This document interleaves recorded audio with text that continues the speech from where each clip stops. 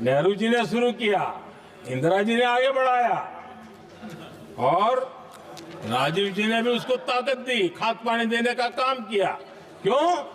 संविधान के साथ खिलवाड़ करने का लहू उनके मुंह लग गया। पिछले 11 साल से नेहरू जी को कोस रहे हैं, आखिर कब तक कोसिएगा? थोड़ा पंडित नेहरू जी के बारे में पढ़िए, तब पता चले कि पंडित नेहरू की शख्सियत का नाम है। दुनिया का पहला ऐसा राजनेता जिसने अपनी जिंदगी की आजादी के लिए, देश की आजादी के लिए 3259 दिन अंग्रेजों की जेल में बिताए।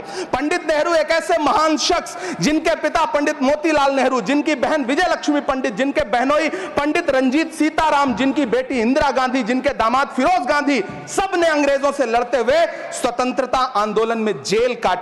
आप किस मुंह से उनकी लकीर छोटी करने की बात करते हैं? नहीं कर पाइएगा, 7 जन्मों में नहीं कर पाइएगा, क्योंकि जिस्म की मौत कोई मौत नहीं होती है। जिस्म मिट जाने से इंसान नहीं मर जाते, धड़कने रुकने से अरमान नहीं मर जाते, सांसें थम जाने से ऐलान नहीं मर जाते। जिस्म की मौत कोई मौत नहीं होती। बहुत कम बोलने वाले डॉक्टर मनमोहन सिंह ने बहुत ज्यादा बोलने वाले प्रधानमंत्री जी को जब देश की बागडोर सौंपी थी तो $1.58 का था। इन दिनों रुपए की अहमियत गिरती है तो न तो देश की प्रतिष्ठा गिरती है, ना प्रधानमंत्री की गरिमा। जिस देश में 80 करोड़ लोगों को 5 किलो राशन के लिए कतारों में लगना पड़ता हो, उस देश में यह सरकार 12 लाख तक के टैक्स न लेने के लिए अपनी पीठ थपथपा रही है। इस सरकार का बाजार और महंगाई पर कोई नियंत्रण नहीं रह गया है। चाहे देश में लहसुन 400 रुपए किलो बिक जाए, टमाटर 100 रुपए किलो बिक जाए, प्याज का दाम सुनकर आंखों में आंसू आ जाए, लेकिन वित्त मंत्री महोदया बजट में महंगाई का मां भी नहीं बोलती हैं। आखिर कौन सी नफरत है? यह मुल्क हमारा भी है, इस मुल्क की मिट्टी में हमारा भी खून पसीना शामिल है। हमसे इतनी भी क्या नफरत? रिश्तों की ये नाजुक डोरें तोड़ी थोड़ी जाती हैं, अपनी आंखें दुखती हो तो फोड़ी थोड़ी जाती हैं।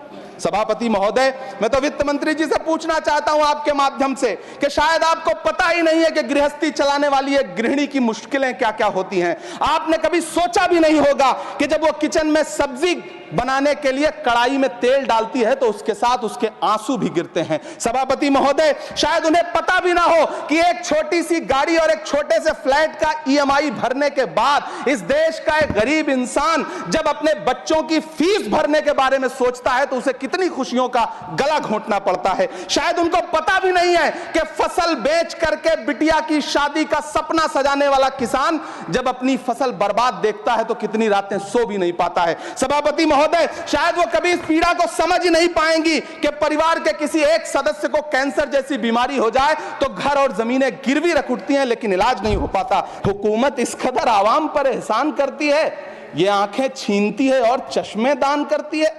सभापति महोदय, महाराष्ट्र का भिवंडी हो, मालेगांव हो, इचल करंजी हो, यूपी का बनारस हो, मुआयमा हो, मुबारकपुर हो, रांची का छोटा नागपुर हो, बिहार का भागलपुर हो, हर जगह बुनकरों की उम्मीदें तोड़ रही हैं, लेकिन इस सरकार के पास उनके लिए कुछ भी नहीं है। मुरादाबाद का पीतल उद्योग, कानपुर का चमड़ा उद्योग, सहारनपुर का लकड़ी उद्योग, फिरोजाबाद का चूड़ी उद्योग, अलीगढ़ का ताला उद्योग, सब सरकारी प्लानिंग से तबाह हो रहे हैं।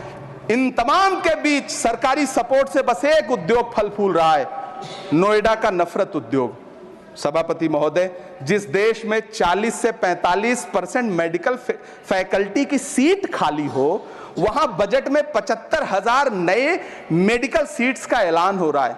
सरकार बहादुर, कम से कम इस देश के पढ़े लिखे युवाओं को तो मूर्ख समझना बंद करिए। वो अब तिजारती पहलू निकाल लेता है। पहले 7500 मेडिकल सीट्स बाद में बनाइएगा, पहले जो एम्स में 2161 पद खाली पड़े हैं उनको तो भर दीजिए। वो अब तिजारती पहलू निकाल लेता है। मैं कुछ कहूं तो तराजू निकाल लेता है। मैं इसलिए भी तेरे फन की कद्र करता हूं तो झूठ बोल के आंसू निकाल लेता है। सभापति महोदय, फिर झूठ आया है, मैं उसे मिथ्या कर दे रहा हूं। शायरी में बार बार आ जाता है, क्या करूं मैं।